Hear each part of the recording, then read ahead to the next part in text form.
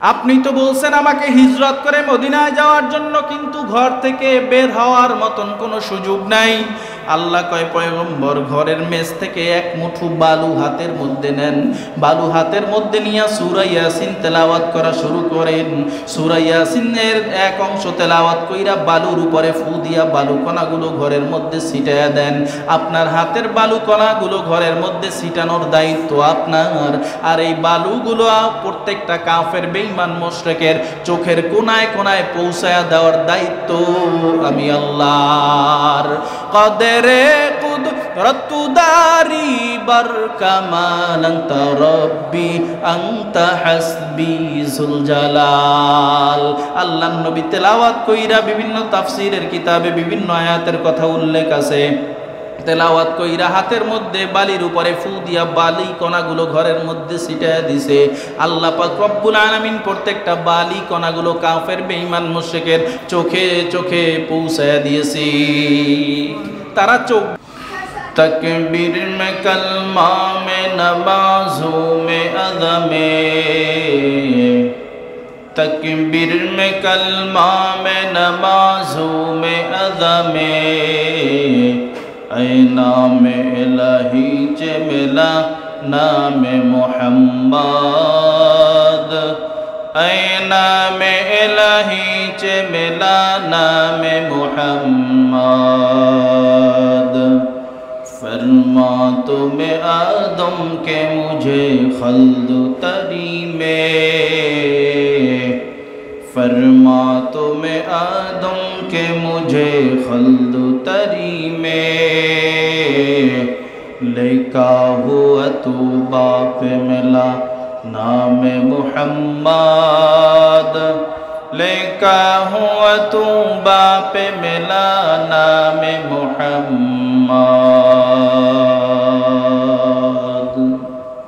शुक्रिया अल्हम्दुलिल्लाह। সৃষ্টির মহান স্রষ্টা দয়াময় রব্বুল আলামিন আল্লাহ তাবারক ওয়া তাআলার দরবারে লাখো কোটি কোটি শুকর ও সুজুদ যেই মহান স্রষ্টা রব্বুল আলামিন আল্লাহ তাআলা আপনাকে আমাকে দয়া করে মায়া করে ইহসান করে ভালোবেসে এই এলাকার শত হাজারো মানুষের মধ্য থেকে যাচাই বাছাই করে আল্লাহ তাআলার পবিত্র ঘর মসজিদে তার প্রিয় হাবিব জনাবে মুহাম্মদুর রাসূলুল্লাহ সাল্লাল্লাহু আলাইহি ওয়াসাল্লামের জীবনীর উপরে কিছু আলোচনা শুনবার মতন আমাদেরকে করার মতন তৌফিক দান করেছেন। এজন্য সেই মহান শ্রেষ্ঠ রব্বুল আলামিন আল্লাহ তাবারক ওয়া তাআলার দরবারে আমরা সকলেই প্রাণ খুলে শুকর আদায় করি আলহামদুলিল্লাহ। প্রিয় উপস্থিতি, লোক কম দেখে মন খারাপের সুযোগ নেই, কারণ এক এক জায়গায় এক এক পরিবেশ। শুকনার সিজনে আমাদের অঞ্চলে যখন মাহফিল হয় শত হাজার লোক হয়, কিন্তু ব্যক্তিগতভাবে আমি সবসময় নবীজির একটা হাদিস মনে করি, আপনাদেরকেও মনে করিয়ে দেই। নবীজি সাল্লাল্লাহু আলাইহি ওয়াসাল্লাম বলেছেন, জমিনের মধ্যে দুইজন ব্যক্তি, কয়জন? দুইজন ব্যক্তি। এক ব্যক্তি কোরআনের আলোচনা হাদিসের আলোচনা করে আর এক ব্যক্তি শোনে, এটা একটা মজলিস। এক ব্যক্তি কোরআনের আলোচনা করে হাদিসের আলোচনা করে আর এক ব্যক্তি শোনে। এই মজলিসটা আল্লাহর কাছে কত দামি? নবী বলেন, এই মজলিসটা তোমরা দুনিয়ায় বসে রাতের বেলা আসমানের দিকে তাকাইলে কিছু তারকা দেখতে পাও, যেই তারকাগুলো মিটমিট করে জ্বলে। ঠিক ওই দুইজন ব্যক্তির মজলিসটা আসমানে বৈশা আসমানের ফেরেশতারা দেখতেছে দুনিয়ায় এরকম একটা মজলিস মিলছে, ওটাও আসমানের তারকার মতো মিটমিট করে জ্বলে। সুবহানাল্লাহ। তো আমরা তো দুইজন না, অনেক, মাশাআল্লাহ। প্রথম কথা হলো, আমরা যদি সংক্ষেপে বিশ্বনবী সাল্লাল্লাহু আলাইহি ওয়াসাল্লামের জীবনীর উপরে আলোচনা শুনতে চাই, কিছু আমল গ্রহণ করতে চাই, তাহলে প্রথম নাম্বার কথা হলো, আমাদের নবীজি সাল্লাল্লাহু আলাইহি ওয়াসাল্লামের গোটা জীবন 63 বছর। কত বছর? এই 63 বছর জীবনকে আমরা 4টা ভাগে ভাগ করতে পারি। কয়টা? 4টা। প্রথম নাম্বার মিলাদুন নবী, সকলেই বলি সাল্লাল্লাহু আলাইহি ওয়াসাল্লাম। দ্বিতীয় নাম্বার সিরাতুন নবী সাল্লাল্লাহু আলাইহি ওয়াসাল্লাম। তৃতীয় নাম্বার দাওয়াতুন নবী সাল্লাল্লাহু আলাইহি ওয়াসাল্লাম। চতুর্থ নাম্বার ওফাতুন নবী সাল্লাল্লাহু আলাইহি ওয়াসাল্লাম। টাচ মোবাইল নাই এমন লোক পাওয়া দুষ্কর। টাচ মোবাইল নাই এমন ঘর, এমন লোক পাওয়া কঠিন ব্যাপার। রবিউল আউয়াল মাস আসলে দ্বীনের ইলম, কিসের ইলম বলেন? দ্বীনের ইলম না থাকার কারণে আমাদের মাঝে একটা দ্বন্দ্ব শুরু হয়, ফিতনা শুরু হয়, কলহল, হিংসা শুরু হয় মিলাদুন নবী আর সিরাতুন নবী। গ্রামের মানুষ হইলেও অন্তত এটুকু আপনারা জানেন। সংক্ষেপে যদি টাচ দেই তাহলে আর কেউ কোনোদিন বিরোধিতা করবেন না ইনশাআল্লাহ। এখানে তো কিছু শিখতে আসছি, সুর আর বয়ান এ মাঠ আলাদা। রবিউল আউয়াল মাস কিছু শিখতে আসছি, কিছু শিখে খাইতে তো আর আসি নাই। খাওন বোনাস ফ্রি, প্রধান অতিথির পরও বড় প্রধান অতিথি হল খাওন, কারণ তখন লোক বাইরে যাইবে দেখবেন। তো কয় ভাগে ভাগ করছি? 4 ভাগে। প্রথম নাম্বার মিলাদুন নবী সাল্লাল্লাহু আলাইহি ওয়াসাল্লাম, 2 নাম্বার সিরাতুন নবী সাল্লাল্লাহু আলাইহি ওয়াসাল্লাম, 3 নাম্বার দাওয়াতুন নবী সাল্লাল্লাহু আলাইহি ওয়াসাল্লাম, 4 নাম্বার ওফাতুন নবী সাল্লাল্লাহু আলাইহি ওয়াসাল্লাম। আসুন মিলাদুন নবী কাকে বলে? মিলাদুন নবী বলা হয় বাংলায় সহজ ভাষায় আপনারা যেটা বুঝতে পারবেন, বাংলায় নবীজির জন্ম। নবীজির জন্ম, নবীজির জন্মকে বলা হয় মিলাদুন নবী। আরবি পরিভাষা আছে, মিলাদ শব্দের অর্থ হলো জন্ম, আলিফ লাম দ্বারা নির্দিষ্ট করা হয়েছে আমাদের নবীর জন্ম, অথবা আমাদের নবীজির সাল্লাল্লাহু আলাইহি ওয়াসাল্লামের জন্ম বৃত্তান্ত। এখন কেউ যদি বুঝে করুক না বুঝে করুক, আমাদের নবীজির জন্মকে যদি অস্বীকার করে তার ঈমান থাকবে না। কারণ নবী যদি জন্মগ্রহণ না হইতো, আপনি যে ঈমান আনলেন, কালেমা কোথায় পেলেন? কোরআন কোথায় পেলেন? হাদিস কোথায় পেলেন? মুসলমান কেমনে হইলেন? নবীজি সাল্লাল্লাহু আলাইহি ওয়াসাল্লামের জন্মকে আপনার বিশ্বাস করে নিতে হবে। এরপরে আমাদের সমাজে একটা ভুল কথা প্রচলিত আছে, হয়তো বা আপনাদের মসজিদেও থাকতে পারে। মিলাদ শব্দের অর্থ বলছি কি? জন্ম। এখন শুক্রবার দেখা যায় অনেকে সালাম ফিরিয়ে বলে নামাজের পর মিলাদ আছে। কথাটা সম্পূর্ণ অশুদ্ধ। নামাজের পরে কি জন্ম আছে? নামাজের পরে হইতে পারে আপনি কোনো, আমি ওই মানে হিংসা মারামারি বা ওই হিংসাত্মক কোনো কথা না। নামাজের পরে দোয়া আছে, এরপরে আপনি শুদ্ধভাবে নবীজির উপর সালাম দিলেন, ইয়া নবী সালামু আলাইকা পড়লেন, এটা আপনার ব্যাপার। শুদ্ধভাবে পড়তে পারলে সওয়াব আছে। নামাজের পরে কি আছে? দোয়া আছে। নবীজি সাল্লাল্লাহু আলাইহি ওয়াসাল্লামের মিলাদকে অস্বীকার করার সুযোগ নাই। অস্বীকার করলে আপনার ঈমান নাই। দ্বিতীয় নাম্বার সিরাতুন নবী সাল্লাল্লাহু আলাইহি ওয়াসাল্লাম। বাংলায় সহজ অর্থ হলো নবীজি সাল্লাল্লাহু আলাইহি ওয়াসাল্লামের আদর্শ চরিত্র। নবীজি সাল্লাল্লাহু আলাইহি ওয়াসাল্লামের ইন্তেকালের পরে সাহাবায়ে কেরামের বিশাল একটা কাফেলা উম্মুল মুমিনিন মা আয়েশা রাদিয়াল্লাহু তাআলা আনহার কাছে হাজির হলেন এবং প্রশ্ন করলেন, কাইফা কানা খুলুকিন নবী সাল্লাল্লাহু আলাইহি ওয়াসাল্লাম। ওগো আমিরুল মুমিনিন, ওগো উম্মুল মুমিনিন মা আয়েশা রাদিয়াল্লাহু তাআলা আনহা, আপনি আমাদের নবীজি সাল্লাল্লাহু আলাইহি ওয়াসাল্লামের শেষ জীবনের সবথেকে কাছের সাথী ছিলেন, কাছের সঙ্গী ছিলেন। আপনি আমাদের নবীজির চরিত্র সম্পর্কে একটু বর্ণনা করেন। আপনি যত বড় হুজুর হন, যত বড় আলেম হন, যত বড় বক্তা হন, যত বড় চেয়ারম্যান আর মেম্বার হন, আপনার চরিত্রটা কেমন সব থেকে বেশি ভালো জানে আপনার স্ত্রী। আমি এখানে বড় মেয়াগিরি দেখাই, কিন্তু আমি কদ্দুর ভালো আমার বউ জানে। গ্রাম্য ভাষা, আমি তো বাড়ি বেতা কি থাই আমরা আমরা ভাষা, ওই সিলেটের ভাষা ঢাকার ভাষা কই তো আর লাভ নাই। তো কেবে ব্যক্তি কত ভালো জানে সব থেকে ঘরের স্ত্রী ভালো। তো উম্মুল মুমিনিন মা আয়েশা রাদিয়াল্লাহু তাআলা আনহার কাছে প্রশ্ন করেন, আপনি তো নবীজির শেষ জীবনের কাছের সাথী, বলেন নবীজির চরিত্র আদর্শটা কেমন ছিল? উম্মুল মুমিনিন মা আয়েশা রাদিয়াল্লাহু তাআলা আনহা পাল্টা তাদেরকে প্রশ্ন করলেন, আফা তাকরাউনাল কোরআন, তোমরা কি কোরআনুল কারীম তাকরার করো না, তেলাওয়াত করো না? সাহাবায়ে কেরাম কয় আম্মাজান কি বলেন? কলু বালা, আমরা তো কোরআনুল কারীম তেলাওয়াত করি, সব সময় তো তেলাওয়াতের উপরেই থাকি, কোরআনুল কারীম তো তেলাওয়াত করি। এবার উম্মুল মুমিনিন মা আয়েশা রাদিয়াল্লাহু তাআলা আনহা বলতেছেন কোরআনুল কারীমে আলিফ লাম মিম থেকে শুরু কইরা সূরাতুন নাসের নাস পর্যন্ত যা তোমাদের নবীজির আদর্শ সিরাত হুবহু তাহলে এক কথায় সহজ জবাব হলো সিরাত হলো কোরআনুল কারীম। কোরআনুল কারীম টোটাল অস্বীকার করা তো দূরের কথা, কেউ যদি কোরআনের একটা হরফ একটা অক্ষরকে অস্বীকার করে তার ঈমান নাই। যারা বুঝে করেন আর না বুঝে করেন, মিলাদুন নবীও যার, সিরাতুন নবীও তার, দুইটার কোনোটা অস্বীকার করার সুযোগ নাই। একটা নবীজির জন্ম বৃত্তান্ত সম্পর্কে আলোচনা করলে মুমিনের ঈমান আরো মজবুত হয়, ঈমান আরো বাড়ে। কারণ কি জানেন? আপনার আমার নবী আপনার মতো দুনিয়ার জমিনে স্বাভাবিকভাবে আগমন করেন নাই। আপনার আমার দুনিয়ায় আগমনের সময় মায়ের নাভির সাথে একটা সংযোগ ছিল। আপনার আমার নবীর দুনিয়ায় আগমনের সময় তার মায়ের নাভির সাথে বিন্দু পরিমাণে কোনো সংযোগ ছিল না। আপনি আমি উলঙ্গ অবস্থায় দুনিয়ায় আসছি, আমার নবী উলঙ্গ অবস্থায় দুনিয়ার জমিনে আসে নাই। একেবারে চুপচাপ কাজ করেন, কেউ কথা বলেন না। আপনার আমার নবী স্বাভাবিক অবস্থায় আমাদের মতো উলঙ্গ অবস্থায় দুনিয়ার জমিনে আসে নাই। উম্মত যখন এই কথা শুনবে তখন উম্মতের ঈমান আরো মজবুত হবে, দৃঢ় হবে। 3 নাম্বার বলেছিলাম দাওয়াতুন নবী।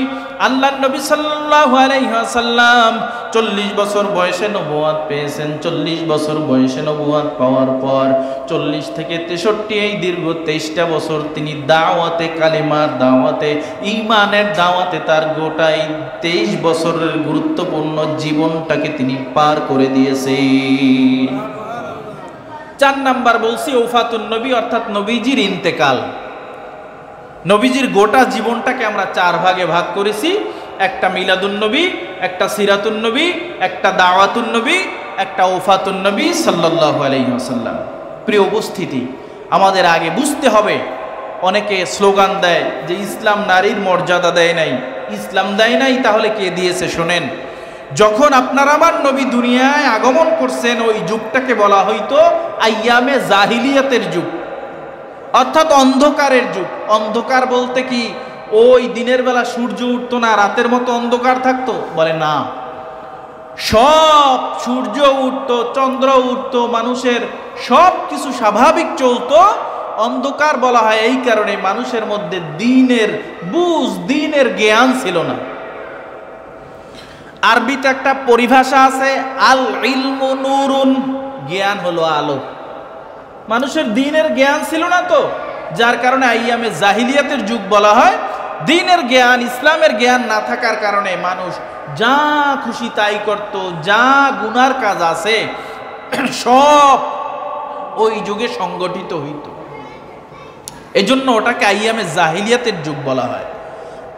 আর এই যেই যুগে আপনার আমার নবী দুনিয়ায় আগমন করছেন, এই যুগে মারাত্মক প্রভাবশালী 6টা ধর্ম ছিল। কয়টা? 6টা। আর এই 6টা ধর্মে নারীদের কোনো সম্মান দিত না, নারীদের অধিকার দিত না। একটা ধর্মর কথা বলি, হিন্দু ধর্ম। ওই যুগেও ছিল। এই হিন্দু ধর্মের তাদের আকীদা এবং বিশ্বাস ছিল যে নারীরা জন্মগ্রহণ করবে, জন্মগ্রহণ করার পর বিবাহের আগ মুহূর্ত পর্যন্ত বাবার বাড়িতে থাকবে, খাবে, যা কিছু খরচ বরচ বাবা বহন করবে। কিন্তু মেয়ের বিবাহ হয়ে গেলে বাবার বাড়িতে আর কোনো অধিকার নাই। বর্তমানেও চালু আছে। ইসলাম বলে যে ছেলে যা পাবে মেয়ে পাবে অর্ধেক। কোন ছেলে যদি 4% জায়গা পায় বাবার, মেয়ে পাবে 2%। আপনাদের গ্রামগঞ্জে আশপাশে তাকালেও দেখবেন অনেকে বউর বাড়ির অর্থাৎ শ্বশুর বাড়ির জমি বিক্রি করে বড়লোক হইছে, পাবেন। হয়তোবা এখন চুপচাপ আছেন, এটা খারাপ কিছু না, বলতেছি সামনে। ইসলাম বলে ছেলে যা পাবে মেয়ে পাবে অর্ধেক, বিবাহ হওয়ার পরই তো এই মেরাজের বন্টন। আর হিন্দু ধর্ম বলে মেয়ে বিবাহ দিয়া ঘরের বাহিরে গেছে তো মেয়ের বাবার বাড়িতে আর কোনো অধিকার নাই। এই সূত্র ধরে ওই যুগ থেকে যৌতুক প্রথা চালু হয়। কি প্রথা বলেন সবাই? কি প্রথা? যৌতুক প্রথা। কবে চালু হয়? ওই যুগে নবী সাল্লাল্লাহু আলাইহি ওয়াসাল্লাম আগমনেরও আগ থেকে হিন্দুরা এই যৌতুক প্রথা চালু করছে। কিন্তু অতীব দুঃখের সাথে বলতে হয়, হিন্দুদের থেকে আমাদের মুসলমানের মধ্যে এই যৌতুক বর্তমানে বেশি। কিন্তু এটা কাদের প্রথা? হিন্দুদের। যৌতুক কি? মেয়ের সাথে যা কিছু আছে সব দিয়ে দেওয়া লাগবে। হিন্দুরা খোঁজ নিয়ে দেখবেন, হিন্দুরা এমনকি মেয়ের সাথে একটা ঝাড়ু দিয়ে দেয়। মুসলমানরা দেয় কিনা জানি না, একটা ঝাড়ু দিয়ে দেয়। কেন? জামাই বাড়িতে কি নারিকেল গাছ নাই? একটু ঝাড়ু বানানোর মতো তাদের কি সামর্থ্য নাই? অবশ্যই আছে। কেন দেয় জানেন? কথায় কথা বারে লম্বা হয়। ঝাড়ু দেয় এই কারণে, আমাদের আশেপাশে দেখবেন কাউকে যদি ভূতে ধরে, জিনে ধরে, ভূত পেতনিতে ধরে না, সারানোর জন্য ওজা আনে, ফকির আনে, হুজুর আনে। আনার পর যখন বসায় হুজুর বা ফকির বা ওজা সাহেব মন্ত্র পড়ে ওই জিন বা ভূতের কানের মধ্যে একটা ফু দেয়। ফু দেওয়ার সাথে সাথে তার কষ্ট, শরীরের যন্ত্রণা বেড়ে যায়। তখন কয়, তুই যাবি নাকি না আরো শাস্তি বাড়ামো? কয়, আমি যাইতেছি, তবে আমার একটা গরু দেন, এরপরে আমি যাবো। হুজুর দিতে রাজি না, মন্ত্র পইরা আবার ফু দেয়, শক্তি বাইরা যায়। কয়, তুই এখন যাবি না, আরো তোর আজাব বাড়াবো। কাঁচা গরু যখন দিবেন না তখন একটু নর্মালটাই দেন, ছাগল দেন। না, ছাগল দেওয়া যাবে না। আবার মন্ত্র পইরা ফু দেয়। কি যাবি না? আবার মন্ত্র পড়মো। না, যাইতেছি। গরু দিবেন না, ছাগলও দিবেন না, একটা মুরগি দেন। না, মুরগিও দেওয়া যাবে না। আবার মন্ত্র পইরা ফু দেয়। কয়, তুই যাবি? কয়, হুজুর হাতে ধরি পায়ে ধরি আমি যাইতেছি, আমি আর রুগীরে কষ্ট দিব না। তখন হুজুর বলে, না, খালি হাতে যেতে পারবি না। এই আপনাকে ঘরে কি মুরা পিসা আছে?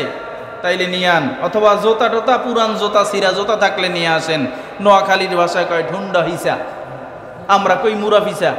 একটা নিয়ে আসেন। ও খালি হাতে যাইতে পারবে না। ওর অপরাধ, ওর অন্যায় হলো ওই আমার রুগীর সাথে কেন আসলেও মুখের মধ্যে ওরে ঝাড়ু দিয়া এরপরে বিদায় দেব। তো হিন্দুদের আকীদা হলো, মেয়ে হইয়া তুই আমার ঘরে কেন জন্মগ্রহণ করছে, এইটা তোর অপরাধ, তুই বিয়ার সময় তোরে পিসা দিয়া বিদায় দিলাম। অনেক হিন্দু পণ্ডিতরাও জানে না কেন পিসাটাও তার সাথে দিয়া দেয়। আশ্চর্যের বিষয় হলো এই হিন্দুদের সংস্কৃতি আমাদের মাঝে ভর করছে। আমাদের মেয়ে বিয়া দেওয়া লাগলে ল্যাপ, তোষক, খাতা, বালিশ, কম্বল, হাড্ডি গড্ডি যা আছে, এরপরে ফার্নিচারের বর্তমানে ডিজিটাল নামের তো কোনো অভাব নাই, টিভি, ফ্রিজ সহ সব দেওয়া লাগবে। জামাইরে সব না দিলে জামাই খুশি না। যারা ছেলের বাবা আছেন আজ থেকে প্রতিজ্ঞা করবেন, এটা হিন্দুদের প্রথা, এই যৌতুক আমি নিব না। বাংলাদেশের আইনেও যৌতুক দেয়া এবং নেয়া দণ্ডনীয় অপরাধ। কিন্তু যৌতুক ছাড়া মুসলমানের বিয়া হয় না। মাইয়া পরের বাড়ি যাওয়ার আগে যৌতুকের মালামাল তার পরের বাড়ি হাজির হয়। বাজার দিয়ে টানমুখী হরতে সব এক লগে আগেই দিয়ে আসে। খারাপ লাগে? হ্যাঁ, এটা কাদের প্রথা বলেন? হিন্দুদের প্রথা। এই হিন্দুরা আর একটা কাজ করে কি জানেন? আশপাশে হিন্দু বাড়ি থাকলে জিজ্ঞাসা করবেন বা খেয়াল করবেন, আমরা জমজমের পানি দাঁড়ায়া খাই, সব থেকে পবিত্র মনে করি না? তারা একটা পানিরে পবিত্র মনে করে কি জানেন? যখন ওই খালের মধ্যে, যেই খালে জোয়ার বাটা আসে, হিন্দুদের মহিলারা কোমর পর্যন্ত পানিতে নাইমা খালি একটা কলসি নিয়া ওই খালের মধ্যে প্রসাব করে আর সামনে থেকে কলসিটা ভরে। মুরব্বীরা জানতে পারেন, যুবকরা নাও জানতে পারেন। ওই কলসিটা বইরা কলসি নিয়ে বাড়ির মধ্যে যায়, ওই পানিটা তারা সব থেকে পবিত্র পানি মনে করে। এটা হলো তাদের প্রথা।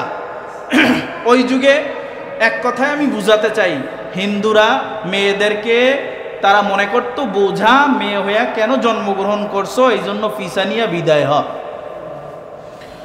আরেকটা ধর্ম ছিল আরবের পৌত্তলিক, কিলিক পৌত্তলিক। তারা মনে করত মেয়ে কন্যা সন্তান কেন জন্মগ্রহণ হয়েছে, এই জন্য তারা জীবিত মেরে ফেলতো। অনেকে ঘটনা সবাই জানেন যে আরবে ওই যুগে কন্যা সন্তান জীবিত জন্মগ্রহণ করলে তাকে জীবিত পুঁতে ফেলা হতো। আর একটা ধর্ম ছিল ওই যুগে যে পারস্যের অগ্নি পূজক। তারা কি করত, তারা মেয়েদেরকে জীবিত দাফন করত না, তারা পাহাড়ের উপর থেকে ছোট নাবালক সন্তানকে ফেলে দিয়ে তারা মেরে ফেলতো, অথবা পাথরের উপরে রেখে অপর একটা পাথর উপর থেকে ছেড়ে তারা কন্যা সন্তানদেরকে হত্যা করে ফেলতো না। খ্রিস্টান ধর্ম তখন ছিল। খ্রিস্টান ধর্মের লোকজন তারা মনে করত যে নারীরা মানুষ না, কি না, মানুষ না। কারণ এই নারীদেরকে যেভাবে উট, বেড়া, বকরি, দুম্বা পুরুষের খেদমতের জন্য বানাইছেন আল্লাহ, ঠিক নারীদেরকেও পুরুষের খেদমতের জন্য বানাইছেন। কিন্তু তারা তো দেখতে আমাদের মতো না, আমাদের মতো থেকে একটু ভিন্ন, স্বাভাবিকভাবে আকৃতিতে, আকার আকৃতিতে বিভিন্নভাবে তারা ভিন্ন। তারা দেখতে যেহেতু আমাদের মতো না, তারা মানুষ না, তারা আমাদের খেদমতের জন্য আসছে। আর একটা ধর্ম ছিল বৌদ্ধ ধর্ম, যেটা হিন্দু ধর্ম থেকে তখন আবিষ্কার হয়েছে। তারা মনে করত নারীরা মাসের নির্দিষ্ট একটা সময় যে অসুস্থ থাকে, এই অসুস্থ অবস্থায় তাদেরকে ঘরে রাখা যাবে না, জংলার মধ্যে একটা কুঁড়ে ঘর বানায়া সেখানে ফেলে রেখে আসতো। এক কথায় যেই 6টা ধর্ম ওই যুগে ছিল, কেউ নারীদেরকে সম্মান দিত না। ইসলাম বলে নারীরা আমাদের মা, নারীরা আমাদের বোন, নারীদের আত্মমর্যাদা আছে, নারীদের সম্মান আছে। কোন কোন ক্ষেত্রে পুরুষের থেকে নারীদের সম্মান আল্লাহ 1000 গুণে বাড়িয়ে দিয়েছেন। নারীদের নামে আল্লাহ তাআলা পবিত্র কোরআনুল কারীম একটা সূরা নাজিল করছেন, সূরা নিসা। পুরুষের নামে কোনো সূরা নাই। ইসলামে নারীদের মাকাম এবং মর্যাদা উঁচু স্থানে নিয়ে গেছে। জোরে কোন সুবহানাল্লাহ। ভাইরা আমার, আমরা যেই নবীর আলোচনা শুনতে এসেছি, আমি মাত্র নবীর 2টা গুণের কথা বলবো, এরপরই আলোচনা সমাপ্তির দিকে যাব। 1 নাম্বার গুণ ছিল আপনার আমার নবী, আপনার আমার নবীর 1 নাম্বার যেই গুণটা ছিল, এই গুণটা হলো, অনেকগুলো গুণ ছিল যেই গুণগুলো বর্ণনা করে শেষ করা যাবে না। প্রথম নাম্বার যেই গুণের কথা বলবো, এটা হলো আপনার আমার নবীর 63 বছর হায়াতে জিন্দিগি। এই 63 বছর হায়াতে জিন্দিগির মধ্যে জীবনে 1 সেকেন্ড, 1 মুহূর্তের জন্য একটা মিথ্যা কথা নাই। জোরে কোন সুবহানাল্লাহ। ভাইরা আমার, বিশ্বনবী সাল্লাল্লাহু আলাইহি ওয়াসাল্লামের 2য় নাম্বার গুণ ছিল, আল্লাহর নবী একজন আমানতদার ছিলেন, যেটা ইতিপূর্বে হুজুরে একটু ইশারা ইঙ্গিতে বলে গেছেন। আল্লাহর নবীর 63 বছর হায়াতে জিন্দিগির মধ্যে জীবনে একটা মিথ্যা কথা নাই। আল্লাহর নবীকে ওই যুগের সমস্ত কাফের বেঈমান মুশরিকেরাও আল আমিন উপাধিতে ভূষিত করেছে, সত্যবাদী উপাধিতে ভূষিত করেছে। রাসূলুল্লাহ সাল্লাল্লাহু আলাইহি ওয়াসাল্লামের গোটা জীবনে কোনো মিথ্যা নাই। এখন তার উম্মত যদি আপনি দাবি করতে চান, আমি যদি তার উম্মত দাবি করতে চাই, তাহলে আপনার আমার নবীর, আপনার আমার নেতার জীবনে কোনো মিথ্যা নাই। আপনার আমার জীবনেও কোনো দিন কোনো মিথ্যা কথা থাকতে পারে না। আমরা যারা হুজুর আছি, যারা দেশে ইসলাম প্রতিষ্ঠার স্বপ্ন দেখি, আমরা নেতা মানি রসুলকে। কাকে বলেন?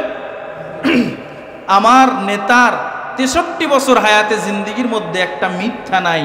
এটা এই যুগে কত বড় আর কাফের আর বেঈমান আছে। ওই যুগে আবু জাহেলের মতো, উতবার মতো, উতাইবার মতো, আবু সুফিয়ানের মতো বড় বড় কাফেরের লিডাররা বলছে তুমি আল আমিন, তুমি সত্যবাদী, তোমার থেকে সত্যবাদী কেউ নাই। তো আমরা এমন নেতার আদর্শ বাস্তবায়ন করতে চাই যেই নেতার গোটা 63 বছর জিন্দিগির মধ্যে কোনো মিথ্যা নাই। আর আপনিও তো একজন নেতা মানেন, আপনি একটু চিন্তা করেন, আপনার নেতার গোটা জীবন বিশ্লেষণ করার দরকার নাই। কার পিছনে দৌড়ান, কার জন্য জীবন দিতে চান, জান মাল খুয়াইতেছেন। আপনার নেতার সকালবেলা ঘুম থেকে ওঠার পর 1 ঘন্টা রিসার্চ করলে 1 ঘন্টায় কয়েক ডজন মিথ্যা কথা বের হবে। এবার শোনেন, মিথ্যার অপকারিতা 3টা। কয়টা? মিথ্যার প্রথম নাম্বার অপকারিতা হলো, নবী বলেন কোন বান্দার জবান দ্বারা যখন মিথ্যা বের হয়, কি বের হয়? মিথ্যা কথা যখন জবান দ্বারা বের হয়, বের হওয়ার সাথে সাথে ওই মিথ্যার আওয়াজটা যতদূর পর্যন্ত পৌঁছায় ওই এরিয়ার মধ্যে কোনো রহমতের ফেরেশতা থাকে না। জোরে কোন নাউজুবিল্লাহ। নবীর হাদিস অনুযায়ী আমি যদি এই মাইকের মধ্যে এখন মিথ্যা বলি, মাইকের মধ্যে কি বলি? মিথ্যা বলি, মাইকের আওয়াজটা এলাকায় যতদূর পর্যন্ত ছড়াবে, আমার মিথ্যা বলার কারণে এই এলাকার কোনো জায়গায় রহমতের ফেরেশতা থাকবে না। নাউজুবিল্লাহ। তাহলে আপনি একটু চিন্তা করেন, আপনার নেতার কথা বাদ দেন, আপনার জবান থেকে, আমার জবান থেকে দৈনিক কত শত হাজার মিথ্যা বের হয়। তার মানে যখন নবীর হাদিস অনুযায়ী আপনার জবান থেকে মিথ্যাটা বের করছেন, আশেপাশে কারো কোনো জায়গায় রহমতের ফেরেশতা নাই।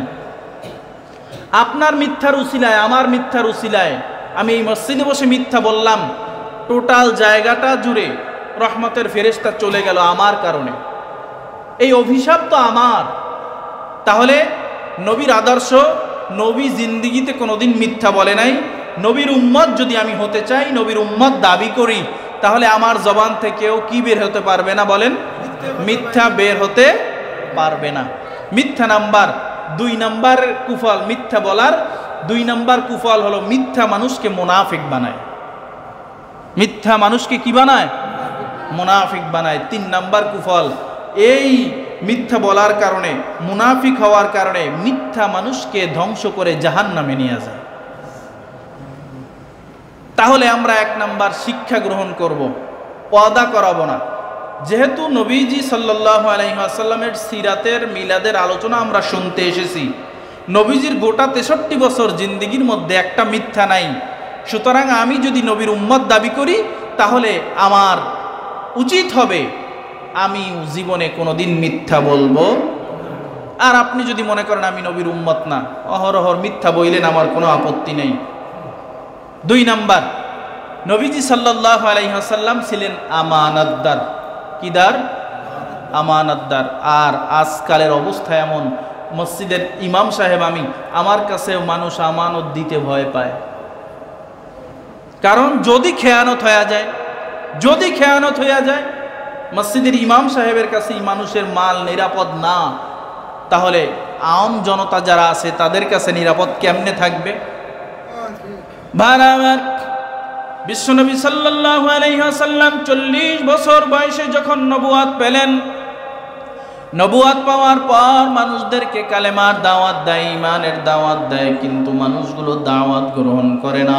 মক্কার সমস্ত মক্কাবাসী, সমস্ত গোত্রের লিডারদেরকে, সমস্ত বংশের মানুষদেরকে আল্লাহর রাসূল সাল্লাল্লাহু আলাইহি ওয়াসাল্লাম ডেকে ডেকে বলেন, ইয়া আইয়ুহান নাস কুলু লা ইলাহা ইল্লাল্লাহ তুফলিহুন। ও আমার মক্কার বংশের লোকেরা, গোত্রের লোকেরা, এলাকাবাসী লোকেরা, তোমরা যদি এক কালেমার দাওয়াত গ্রহণ করো, ঈমানের দাওয়াত গ্রহণ করো, তাহলে তুফলিহুন, তোমরা সফল কাম হয়ে যাইবা। কিন্তু কেউ তার কথায় পাত্তাই দেয় না। রাসূল আমার একদিন জাবালে আবু কুবাইস নামক পাহাড়ের উপরে উঠছেন, পাহাড়ের চূড়ায় উঠছেন। পাহাড়ের চূড়ায় উঠে আল্লাহর রাসূল সাল্লাল্লাহু আলাইহি ওয়াসাল্লাম মক্কার সমস্ত গোত্রের লিডারদেরকে ডাক দিয়া বলেন, ও আমার মক্কাবাসী বংশের লোকেরা, গোত্রের লোকেরা, এলাকাবাসীরা, আপনারা জলদি করে পাহাড়ের নিচে চলে আসেন। আমি দামি এবং গুরুত্বপূর্ণ একটা সংবাদ আপনাদেরকে দিব, এমন একটা বার্তা দিব, এমন একটা সতর্ক বার্তা দিব, যেটা ইতিপূর্বে আমি আপনাদেরকে আর কখনো দেই নাই। সবাই কয় জলদি কইরা পাহাড়ের নিচে চল। আব্দুল্লাহ সন্তান মুহাম্মদ হলো আল আমিন, তিনি অবশ্যই অবশ্যই সত্য কথা বলে, তার গোটা জিন্দেগির মধ্যে কোনো মিথ্যা নাই, অবশ্যই দামি এবং গুরুত্বপূর্ণ কোনো সংবাদ আমাদেরকে দিবে, সবাই চল। সবাই এসে পাহাড়ের চতুর্পাশে দাঁড়ায় গেল। পাহাড়ের চতুর্পাশে দাঁড়ানোর পর রাসূলুল্লাহ সাল্লাল্লাহু আলাইহি ওয়াসাল্লাম মক্কাবাসী সব মানুষদেরকে ডাক দিয়া কয়, ও ও আমার মক্কাবাসী বংশের লোকেরা, গোত্রের লোকেরা, আমার চাচারা, আমার ভাতিজারা, আমার ভাইয়েরা, শোনেন, আমি যদি এই মুহূর্তে আপনাদেরকে বলি এই পাহাড়ের অপর প্রান্তে একদল অশ্বারোহী বাহিনী সুসজ্জিত অবস্থায় আপনাদের সঙ্গে যুদ্ধ করার জন্য, জিহাদ করার জন্য দণ্ডায়মান আছে, দাঁড়ানো আছে, আপনারা কি আমার কথা বিশ্বাস করবেন কিনা? সবাই এক বাক্যে এক আওয়াজে বলে, আব্দুল্লাহ সন্তান মুহাম্মদ, এই মক্কার জমিনে তোমার থেকে আল আমিন, তোমার থেকে সত্যবাদী আর কেউ নাই। অবশ্যই আমরা দুই কারণে তোমার কথা বিশ্বাস করে নেব। এক নাম্বার কারণ হলো এই মক্কায় তোমার মতো দ্বিতীয় ব্যক্তি আর কেউ নাই যিনি সত্যবাদী। দুই নাম্বার কারণ, তুমি উঁচু স্থানে আসো, উঁচু স্থানে দাঁড়ায়, পাহাড়ের উঁচু স্থানে দাঁড়ায় পশ্চিম দিকে কি আছে এটা দেখা যায়, উত্তর দিকে কি আছে এটা দেখা যায়, দক্ষিণ দিকে কি আছে এটা দেখা যায়, পূর্ব দিকে কি আছে এটা স্পষ্ট দেখা যায়।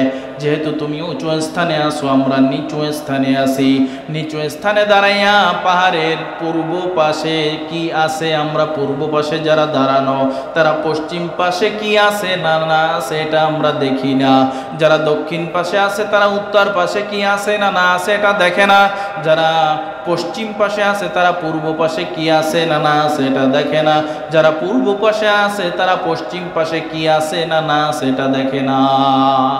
এই কারণে আমরা তোমার কথা বিশ্বাস করে নেব। রাসূলুল্লাহ সাল্লাল্লাহু আলাইহি ওয়াসাল্লাম মক্কার সমস্ত লোকদেরকে, মক্কার সমস্ত গোত্রের লিডারদেরকে ডাক দিয়া বলে, ও আমার মক্কাবাসী বংশের লোকেরা, গোত্রের লোকেরা, এলাকাবাসীরা, শোনেন, আমি যেভাবে উঁচু স্থানে দাঁড়ায় চতুর্পাশে সমানভাবে দেখতে পাই, এভাবে আরো একটা জিনিস আমি স্পষ্ট দেখতে পাই, যে আপনারা যদি কালেমার দাওয়াত, ইমানের দাওয়াত, ইসলামের দাওয়াত গ্রহণ না করেন, তাহলে কিয়ামতের কঠিন ময়দানে আপনাদেরকে কঠিন আযাব এবং গজবের সম্মুখীন হতে হবে। এবার এই কথা বলার সাথে সাথে আবু লাহাব তেলে বেগুনে জ্বলে উঠছে। আব্দুল্লাহ সন্তান মুহাম্মদ, তুমি কি এই কথা বলার জন্য আমাদেরকে এখানে ডেকে এনেছো? আমাদের গুরুত্বপূর্ণ দামি সময়গুলো নষ্ট করেছো। হাতের মধ্যে একটা পাথর নিয়ে তাফসীরের কিতাবের মধ্যে লেখে, বারবার উপরের দিকে রসুলের দিকে মারার জন্য তিনি তা করতেছে, আর রাগে তিনি তার জবান দ্বারা বলে ফেলছে, তাব্বাত লাকা ইয়া মুহাম্মদ, ও মুহাম্মদ তুমি ধ্বংস হয়ে যাও। আল্লাহ তাআলার কাছে এই আওয়াজটা এত খারাপ লেগেছে, আল্লাহ পাক রব্বুল আলামিন সাথে সাথে সূরা লাহাবের প্রথম অংশ নাজিল করে আল্লাহ ডাক দিয়া কয়, তাব্বাত ইয়াদা আবি লাহাবি ওয়া তাব, ও আবু লাহাব, আমার নবী, আমার দোস্ত, আমার হাবিব ধ্বংস হবে কি? ও আবু লাহাব, তোর দুটো হাত ধ্বংস হয়ে গেছে। নাউযুবিল্লাহ। ওখান থেকে সবাই চলে গেছে, 10 বছর কেটে গেছে। এই ঘটনা দ্বারা আমরা এক নাম্বার প্রমাণ নিলাম যে আল্লাহর রসুল সত্যবাদী ছিলেন। মক্কার সমস্ত কাফের, বেঈমান, মুশরিকের দলেরা সাক্ষী দিয়েছেন। আর যে আবু লাহাবের বিরুদ্ধে আল্লাহ আয়াত নাজিল করছেন, এই আবু লাহাবকে জানেন? এই আবু লাহাব হলো আল্লাহর নবীর আপন চাচা। আপন কি? চাচা। শুধু তাই না, এই আবু লাহাব আল্লাহর নবীর ডাবল বেয়াই। কেমন বেয়াই? ডাবল বেয়াই। ডাবল বেয়াই কেমন? আবু লাহাবের 3টা সন্তান ছিল, ছেলে সন্তান। এর মধ্যে 2টা হলো উতবা এবং উতাইবা। এই উতবা এবং উতাইবার সাথে আল্লাহর নবীর 2 কন্যা সন্তান রুকাইয়া এবং উম্মে কুলসুম রাদিয়াল্লাহু তাআলা আনহাকে বিবাহ দিয়েছিলেন। একদিকে চাচা, অপর দিকে ডবল বেয়াই। কাফেররা মিটিং বসছে, এই তুমি যে আব্দুল্লাহ সন্তান মুহাম্মদের বিরোধিতা করো, আবু লাহাবরে সবাই কয়, তোমার কথা আমাদের বিশ্বাস হয় না। তোমার তো আপন ভাতিজা, এক আপন ভাতিজা, 2 তো ডবল বেয়াই। এই মুহূর্তে আমাদের সিদ্ধান্ত হলো, তোমার ঘরে যে মুহাম্মাদের 2টা কন্যা সন্তান আছে, এই 2 কন্যা সন্তানকে তালাক দিয়ে তার বাড়িতে পাঠিয়ে দাও। নাউযুবিল্লাহ। উম্মুল মুমিনিন মা আয়েশা রাদিয়াল্লাহু তাআলা আনহা রসুলকে প্রশ্ন করেন, ইয়া রাসূলুল্লাহ, আপনার জীবনের সব থেকে কষ্টের দিন কোনটা? এবার রসুল চুপ হয়ে চোখের পানি ছেড়ে দিয়েছেন। আয়েশা রাদিয়াল্লাহু তাআলা আনহা বলে, রসুল, মনে হয় ওই দিনটা বড় কষ্টের, যেই দিন আপনি তায়েফের জমিনে দাওয়াত নিয়ে গেছিলেন। তায়েফের লোকেরা আপনাকে পাগল বলে বৃষ্টির মতো পাথর আপনার গায়ে নিক্ষেপ করেছিল, আপনার শরীর থেকে অঝর জরায় রক্ত বের হতে হতে জমিনের জোতা আটকে গিয়েছিল, জমিনের বালু কণাগুলো শক্ত হয়ে গেছিল। ওই দিনটা মনে হয় আপনার সব থেকে কষ্টের দিন আপনার মনে পড়ে গেছে, আপনি মনে হয় এই জন্য কান্না করতেছেন। রসুল কয় না, ওই দিনটা আমার কষ্টের দিন না। আয়েশা রাদিয়াল্লাহু তাআলা আনহা বলে, তাহলে ওই দিনটা মনে হয় কষ্টের, যেই দিন আপনার মাথার মধ্যে লোহার হেলমেট ঢুকছে, আপনার দান্দান মোবারক শহীদ হয়েছে, উহুদের দিনটা মনে হয় আপনার কষ্টের। এভাবে একের পর এক কষ্টের কথা রসুলকে স্মরণ করায় দেয়, আর রসুল বলে না, এই দিনটা আমার কষ্টের না। শেষ দিকে রসুলুল্লাহি সাল্লাল্লাহু আলাইহি ওয়াসাল্লাম কয়, আয়েশা শোনো, আমার সব থেকে কষ্টের দিন ওই দিন যেই দিন আবু লাহাবের 2 সন্তান উতবা এবং উতাইবা আমার 2 কন্যা সন্তানকে তালাক দিয়ে আমার বাড়িতে পাঠাইয়া দিছিল। ওই দিনটা আমার সব থেকে জীবনের কষ্টের দিন। যাদের মেয়ে আছে তারা অনুভব করতে পারবেন, মেয়েকে সুখে রাখার জন্য, শান্তিতে রাখার জন্য কত কিছুই না করেন, এরপরেও যদি একটু সামান্য ঝামেলা হয়, বাবার মন, মায়ের মন কতটা কষ্টে কাতর হয়ে যায়, এগুলো বুঝানো সম্ভব না। রসুল বলে ওই দিনটা আমার সব থেকে কষ্টের দিন। কাফেররা বলে, আপনার ডাবল বেয়াই, এক তো ভাতিজা, আপনার কথা বিশ্বাস হয় না, আমরা একটা সিদ্ধান্ত নিব। কি সিদ্ধান্ত নিব? সবাই পেরেশান। ইতিমধ্যে মজলিসের মধ্যে এক মুরব্বী মাথা নিচুর দিকে দিয়া বসা, তিনি বলতেছে, আমি তোমাদেরকে গুরুত্বপূর্ণ একটা পরামর্শ দিতে পারি। কি? তোমরা আব্দুল্লাহ সন্তান মুহাম্মদকে হত্যা করে ফেলো। জোরে কন্যা নাউজুবিল্লাহ। তাফসীরের কিতাবের মধ্যে লেখে, এই পরামর্শটা ইবলিস দিয়েছে। কে? ইবলিস। মানুষের রূপ ধরে তখনকার যুগে আসতে পারত, তিনি মানুষের রূপ ধরে তাদেরকে পরামর্শটা দেওয়ার পরে, আজ থেকে 1500 বছর আগে, তারা বলে, এত সুন্দর পরামর্শ আমরা পেয়েছি, এতক্ষণ চিন্তা ভাবনা করে আমরা কেউ পাইলাম না, এই মুরব্বী পরামর্শ দিল। মুরব্বী কে? পরে খোঁজ নিয়ে দেখে মুরব্বী মিস্টার ইবলিস।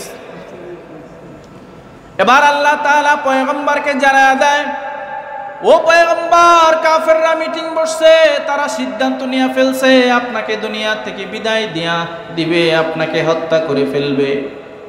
আমি আল্লাহ সিদ্ধান্ত হলো, আপনাকে আমি যেই দিন সিগন্যাল দিব, যেই দিন ইশারা দিব, হিজরত করে আপনাকে ওই দিন মদিনায় চলে যেতে হবে। ওই সময় মদিনার নাম মদিনা ছিল না, মদিনার নাম ছিল ইয়াসরিব। আল্লাহ তাআলা ইশারা করে বলেন, পয়গম্বর, সুবহানাল্লাযী আসরা বিআবদিহি লাইলাম মিনাল মাসজিদিল হারাম ইলাল মাসজিদিল আকসাল্লাযী বারাকনা হাওলাহু লিনুরিয়াহু মিন আয়াতিনা ইন্নাহু হুয়াস সামিউল বাসীর। ও পয়গম্বর, আপনাকে আমি মেরাজের রজনীতে ওই একটা জায়গা দেখাইছিলাম। আল্লাহর রসুল মসজিদে হারাম থেকে ওই বোরাকের পিঠে ওঠার পরে, একটা পা দেওয়ার পরে জিবরিল কয়, পয়গম্বর আপনি এখানে একটু নামেন। রসুল বোরাকের পিঠ থেকে নাইমা চতুর্দিকে তাকায় দেখে খোলা মরুভূমি, আর এছাড়া কিছু দেখা যায় না। এবার রসুল জিবরিলকে প্রশ্ন করেন, ও জিবরিল, এখানে আমাদের আসার কোনো কথা না, আমাকে এখানে কেন নামাইলা? এবার জিবরিল কয়, পয়গম্বর আপনাকে এখানে নামানোর কারণ আছে, আল্লাহর ইশারায়, আল্লাহর হুকুমে আপনাকে এখানে নামিয়েছি। এবার আল্লাহর রসুল প্রশ্ন করেন, ভাই জিবরিল, এই জায়গাটা কোন জায়গা? এবার জিবরিল প্রশ্নের জবাব দেয়া কয়, পয়গম্বর এই জায়গাটার নাম হলো ইয়াসরিব। তবেও পয়গম্বর আপনি শোনেন, কোনো একদিন আপনার বংশের লোকেরা, আপনার গোত্রের লোকেরা আপনার উপরে নির্যাতন করবে, আপনার উপরে নির্যাতনের স্টিম রুলার চালায় দিবে। আপনাকে নিজের নিজ মাতৃভূমি মক্কা সাইরা হিজরত করে এই ইয়াসরিব নামক জায়গায় আপনাকে আসতে হবে। আপনি এই জায়গাটায় আসার পর এই জায়গাটার নাম আর ইয়াসরিব থাকবে না, এই জায়গাটার নাম হয়ে যাবে মদিনা। মদিনা বলা হয় বড় শহর, আরবিতে বলা হয় মদিনা। বরিশাল আমাদের অঞ্চলের সব থেকে বড় শহর, এটাকে বলা হয় মহানগর, সিটি কর্পোরেশন। মদিনা বলা হয় আরবিতে। এই জায়গাটায় আপনি সামান্য কয়েকটা খেজুর গাছ দেখতেছেন, কিন্তু আপনি হিজরত করে এই জায়গায় আসার পর সামান্য কয়েকটা খেজুর গাছ থাকবে না, এটা একটা বড় শহরে রূপান্তরিত হয়ে যাবে। আল্লাহ জানায় দেয়, পয়গম্বর আপনাকে ওই যে মেরাজের রজনীতে আমি ইশারা করে ওই ইয়াসরিব নামক জায়গাটা দেখাইছিলাম, কিছুদিনের মধ্যে আপনাকে হিজরত করে ওই জায়গায় যেতে হবে, কারণ কাফেররা চায় আপনাকে হত্যা করবে, আমি চাই আপনাকে বাঁচায়া রাখবো। আল্লাহর রাসূল সাল্লাল্লাহু আলাইহি ওয়াসাল্লাম আবু বকরকে ডাক দিয়া কয়, আবু বকর কোনোদিন রাতের বেলা হিজরত করে আমার সঙ্গে মদিনায় যেতে হবে, ইয়াসরিবে যেতে হবে, তুমি রেডি থাইকো। রাসূলুল্লাহ সাল্লাল্লাহু আলাইহি ওয়াসাল্লামের রাতের বেলা ঘর ঘেরাও করে ফেলছে, তাকে হত্যা করবে। কাফের বেঈমান মুশরিকেরা চতুর্দিক দিয়া ঘরটাকে ঘেরাও করে ফেলছে। আল্লাহর রাসূল আলী রাদিয়াল্লাহু তাআলা আনহুকে ডাক দিয়া কয়, আলী কাফেররা আমার ঘর চতুর্দিক দিয়া ঘেরাও করে ফেলছে, আমাকে হত্যা করবে, আমি আল্লাহর হুকুমে হিজরত করে ইয়াসরিব নামক জায়গায় চলে যাব, তবে তুমি আমার ঘরের মধ্যে ঢুইকা ঘরের মধ্যে প্রবেশ করে একটু ঘরের কোণার দিকে তাকায় দেখো। আল্লাহর রাসূল সাল্লাল্লাহু আলাইহি ওয়াসাল্লাম বলার সাথে সাথে হযরত আলী রাদিয়াল্লাহু তাআলা আনহু ঘরের কোণার মধ্যে তাকায় দেখে ছোট ছোট অনেকগুলো পোলটা দেখা যায়।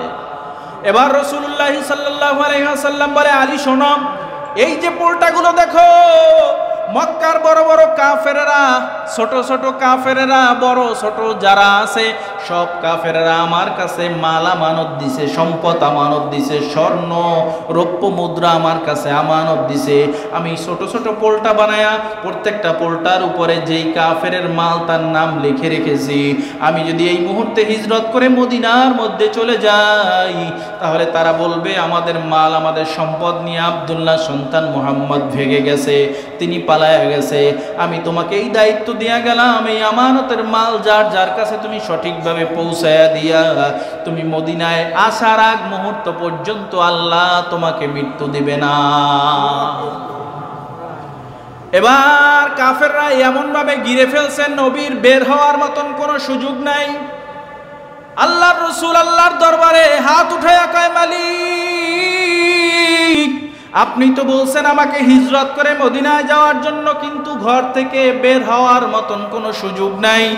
আল্লাহ কয়, পয়গম্বর ঘরের মেজ থেকে এক মুঠো বালু হাতের মধ্যে নেন, বালু হাতের মধ্যে নিয়ে সূরা ইয়াসিন তেলাওয়াত করা শুরু করেন। সূরা ইয়াসিনের এক অংশ তেলাওয়াত কইরা বালুর উপরে ফু দিয়া বালু কণাগুলো ঘরের মধ্যে ছিটায়া দেন। আপনার হাতের বালু কণাগুলো ঘরের মধ্যে ছিটানোর দায়িত্ব আপনার, আর এই বালুগুলো প্রত্যেকটা কাফের বেঈমান মুশরিকের চোখের কোণায় কোণায় পৌঁছায়া দেওয়ার দায়িত্ব আমি আল্লাহর। কদরে কুদরতু দারি বার কামাল আনতা রব্বি আনতা হাসবি যুল জালাল। আল্লাহর নবী তেলাওয়াত কইরা বিভিন্ন তাফসীরের কিতাবে বিভিন্ন আয়াতের কথা উল্লেখ আছে। তেলাওয়াত কইরা হাতের মধ্যে বালির উপরে ফু দিয়া বালি কণাগুলো ঘরের মধ্যে ছিটায়া দিছে। আল্লাহ পাক রব্বুল আলামিন প্রত্যেকটা বালি কণাগুলো কাফের বেঈমান মুশরিকের চোখে চোখে পৌঁছায়া দিয়েছে। তারা চোখ ডলে নবী ঘর থেকে বেরিয়ে চলে গেছে। চোখ ডলা শেষ কয়ে তাড়াতাড়ি কইরা মুহাম্মদকে হত্যা করমু, ঘরের মধ্যে প্রবেশ কর। ঘরের মধ্যে প্রবেশ করার পর কয়ে ওরে তো হত্যা করমু, শেষবারের মতো একটু চেহারাটা দেখে নাই, আলো মার, চেহারার মধ্যে আলো দে। আলো দেওয়ার সাথে সাথে দেখে আব্দুল্লাহ সন্তান মুহাম্মদ কই, এ তো আব্দুল মুতালিবের সন্তান আলী ঘুমায় আছে। আলী রাদিয়াল্লাহু তাআলা আনহুকে ধাক্কা দিয়া ঘুম থেকে উঠাইয়া কয়, এই মুহাম্মদ কই? কয় তো আপনাদের সামনে থেকেই তো বের হয়ে গেল। এখন যেই লিডার কয় কেমনে বের হইলো তোরা দেখো নাই? আলী রাদিয়াল্লাহু তাআলা আনহু কয়, লিডার আমনের সামনে দিয়েই তো বের হয়ে গেছে। এই যে আলী রাদিয়াল্লাহু তাআলা আনহুকে ধাক্কা দিয়ে উঠান লাগছে। পরবর্তীতে সাহাবায়ে কেরাম কয়, ভাই আলী আপনি জানেন ঘরের চতুর্পাশে শত্রু আছে, কিন্তু আপনি এমন ঘুমে বিভোর, আপনাকে কাফেররা ধাক্কা দিয়ে উঠাইছে, কারণ কি? আলী রাদিয়াল্লাহু তাআলা আনহু কয়, ভাই তোমরা জানো না আমার নবী আমার একটা কথা বলছে, এই যে আমানতের মাল আছে এগুলো ব্যক্তির যার যার মাল তার কাছে পৌঁছায়া দিয়া মদিনায় আসার আগে তোমার মৃত্যু হবে না। আমার এই কথাটা দিলের মধ্যে, অন্তরের মধ্যে আমি এমনভাবে গেঁথে নিছি, আমার নবী বলছে হাজারো শত্রু যদি ঘরের দরজায় অপেক্ষামান থাকে কোনো কাজে আসবে না। আমার নবী বলছে আমানতের মাল যার যার কাছে পৌঁছায় দিব, এরপরে মদিনায় যাওয়ার আগে আমার মৃত্যু নাই, এই জন্য আমি কোনো টেনশন নাই, আমার কোনো চিন্তা নাই, আমি তো নাকটাই না ঘুম দিছি। সুবহানাল্লাহ।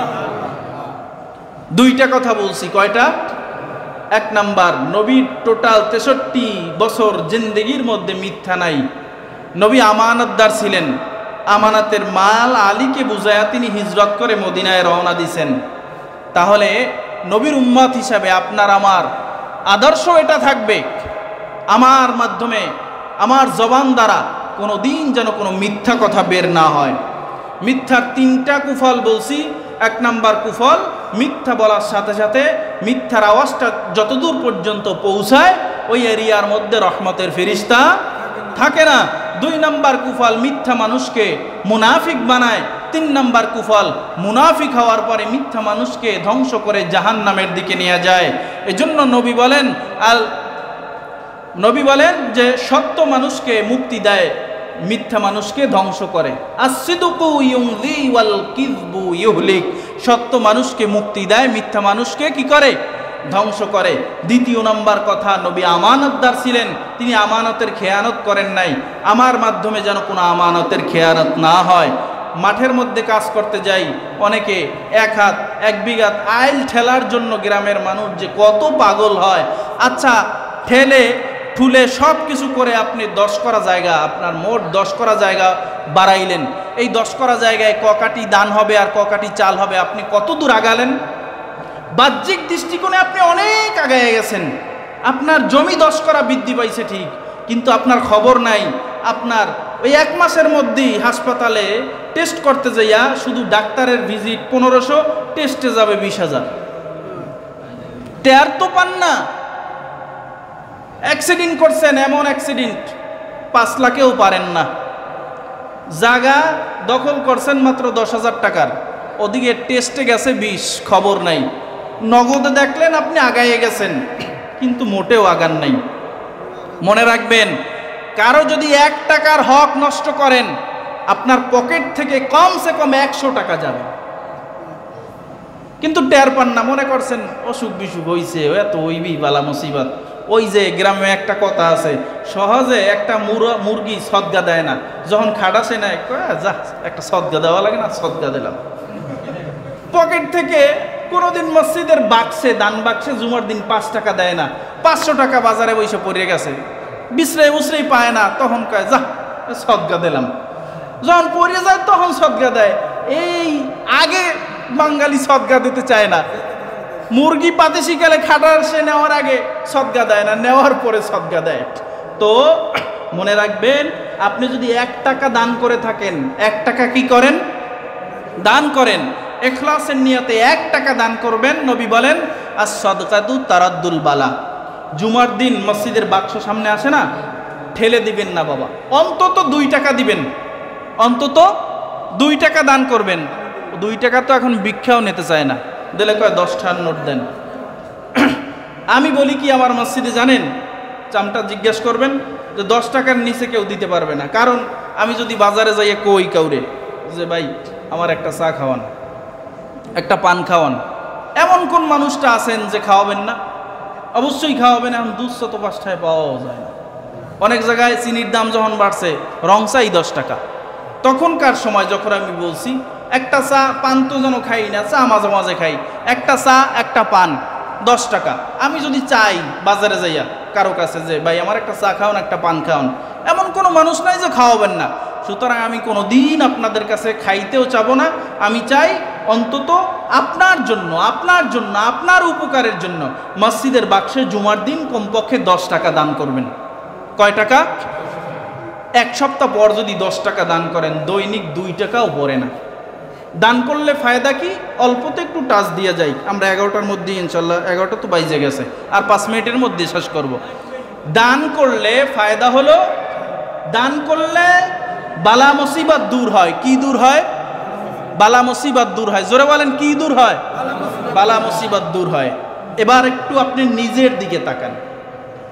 আপনার জীবনে এমন কি কোনো ঘটনা ঘটে নাই যে অল্পের জন্য আল্লাহ তাআলা আপনাকে বাঁচাইয়া দিয়েছে, অল্পের জন্য একটা বিপদ থেকে আপনি মুক্তি পেয়েছেন, অল্পের জন্য বেঁচে গেছেন? এরকম হাজারো ঘটনা, হাজারো না থাক 2, 4, 5টা ঘটনা এমন কোনো ব্যক্তি নাই যার জীবনে নাই। এই যে গত বছর বন্যা গেল, এই যে চরের বাড়ির ওখানে আমাদের একটা অটোর উপরে গাছ পড়ছে, যেভাবে পড়ছে ওই লোকটা বাঁচার কথা না। অটো দুমড়ে মুচড়ে গেল, ওই ব্যক্তি যাত্রী সহ সবাই বাঁচছে। সবাই ধারণা করছে অন্তত ড্রাইভার মারা যাবে, কিন্তু যায় নাই, আল্লাহ তাআলা বাঁচাইছে। হয়তো আপনার জীবনে এরকম ঘটনা আছে, আপনি স্মরণ করলে অবশ্যই পাবেন যে আল্লাহ আপনাকে অল্পের জন্য বাঁচাইছে। কেন বাঁচাইছে জানেন? আপনার জীবনের হয়তোবা কোনো একটা দানের আমল আল্লাহ কবুল করছে, হয়তোবা কোনো একটা দানের আমল আল্লাহ কবুল করছে, যার ফলে এই বিপদ থেকে আল্লাহ আপনাকে বাঁচিয়েছে। দান করলে অনেকগুলো ফায়দা। দ্বিতীয় নম্বর ফায়দা হলো দান করলে হায়াত বাড়ে। কি বাড়ে? জোরে বলেন, কি বাড়ে? হায়াত বাড়ে। প্রমাণ, হযরত দাউদ আলাইহিস সালাতু ওয়াস সালাম বিশাল মজলিসের মধ্যে আমাদের মতো এভাবে বয়ান করতেছেন। বয়ান করার পর তিনি তাকায় দেখে আজরাইল আসছে। আজরাইলকে জিজ্ঞাসা করে, এই ভাই তুই এই মজলিসের মধ্যে আসছো, ঘটনা কি? আপনি জানেন না আপনার পাশে বসে যেই ব্যক্তি মাথা নাড়ায় আর এই বয়ান শুনতেছে, এই ব্যক্তি এখান থেকে বের হওয়ার সাথে সাথে তার জান কবজ হবে, তিনি ইন্তেকাল করবে। নবী দাউদ দেখছে, আর তো কেউ দেখে নাই, তার সাথে কথা হয়েছে, আর তো কেউ শোনে নাই। মজলিস বের হয়ে ভেঙে গেছে, সবাই বের হয়ে চলে গেছে। দাউদ নবী প্রস্তুতি নিতে আছে যে ওই ব্যক্তি মারা যাবে, তারে দেখতে যাইবে, তার জানাজায় যাবে, কিন্তু কোনো মৃত্যুর সংবাদ নাই। কি ব্যাপার? তিনি আশ্চর্য। পরের দিন আবার বৈঠকে বসছে, বয়ান করতেছে, আবার আসছে। আসার পর তিনি জিজ্ঞাসা করতেছেন, এই আজরাইল তুই না কাল আসলি, তুই না বললি যে এই ব্যক্তির মৃত্যু হবে, তোরাও মিথ্যা কথা বলো? না হুজুর, মিথ্যা বলি নাই, আপনি তো দান সম্পর্কে বয়ান করছেন, দানের ফজিলতের বয়ান করছেন। আপনার এখান থেকে বেরিয়ে ওই দরজার সামনে যখন এই ব্যক্তি গেছে, এক ভিক্ষুক, এক মুসাফির, তিনি বলছে আল্লাহর রাস্তে, আল্লাহর জন্য আমাকে কিছু দান করেন। ওই ব্যক্তি পকেট থেকে বের করে 5 দিরহাম তাকে দান করছেন। দান করার সাথে সাথে এই ভিখারি, এই ভিক্ষুক তাকে বলছেন যে আল্লাহ আপনি এই ব্যক্তিকে 50 বছর হায়াত বাড়ায়া দেন। আল্লাহর সাথে সাথে দোয়া কবুল করছে। আল্লাহ আমাকে ইশারা করছে এই ব্যক্তির জান এখন কবজ হবে না, 50 বছর হায়াত আরও বাইরে গেছে। কিসের কারণে? জোরে বলেন, কিসের কারণে? এখানে যারা আছেন অনেকেই তো আমার পরিচিত, সবাই খেটে খাওয়া, অধিকাংশ খেটে খাওয়া মানুষ। আমাদের অনেক ভাইরা অটো ড্রাইভার, অটো চালাইতেছে, বিভিন্ন কাজকর্মের সাথে জড়িত। আপনাদের কাছেও দাবি থাকবে, যেই মসজিদে জুমা পড়েন, যেখানেই পড়েন, রোডে ঘাটে পাশে এক জায়গায় পড়তে পারেন না, যেখানেই জুমা পড়েন কমসে কম কিছু দান করবেন, পথে ঘাটের বিপদ থেকে আল্লাহ হেফাজত করবেন। আর এখানে যদি আপনার নির্দিষ্ট এলাকার মসজিদ হয়, জুমা না পড়লেও মাসে আপনি 40 টাকা এখানের জন্য জুমায় বরাদ্দ রাখবেন। এক জুমায় পড়েন নাই, পরের জুমায় এসে 20 টাকা দিবেন। পারা যাবে না? ইনশাল্লাহ পারা যাবে না? এটা আপনার উপকার। এটা কার উপকার? আপনার উপকার। এজন্য আমরা এই 3টা আমলের কথা বললাম, দানের কথা বললাম, মিথ্যা পরিহার করার কথা বললাম, এবং আমানতের যেন খেয়ানাত আমাদের মাধ্যমে না হয়, আমানত যেন আমরা রক্ষা করতে পারি। আল্লাহ সেই তৌফিক দান করুন। সকলে বলি আল্লাহুম্মা আমিন। সকলে কয়েকবার